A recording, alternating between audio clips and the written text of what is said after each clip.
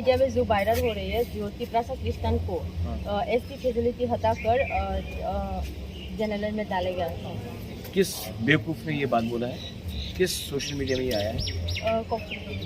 कॉकटुपुरम में ये क्रिश्चियन को हटाकर एसटी नहीं देंगे, तो आप खासी को भी हटाइए, नागा को भी हटाइए, मणिपुर में जो ट्राइबल है उसको भी हटाइए, अरुणाचल में है उसको भी हटाइए।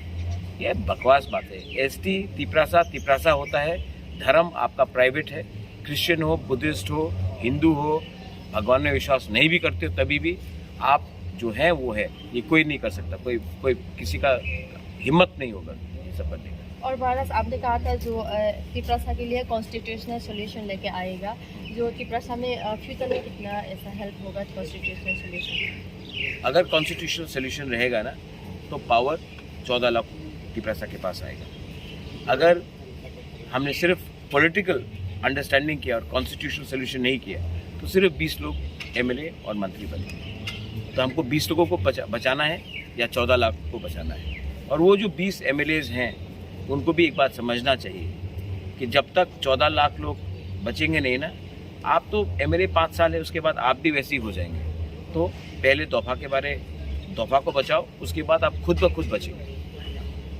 और ग्रेटर तिप्राला नहीं बिना तो उसका सोल्यूशन क्या होगा? ग्रेटर तिप्राला अगर आप बोलेंगे, आप जैसे लोग जो मेरे बुकुंग बारा है, अगर आप ही विश्वास तोड़ दोगे तो मेरा क्या होगा? अपने अंदर विश्वास करो। हम फाइट कर रहे हैं। आज से 2 साल पहले सब हंसते थे हमारे ऊपर।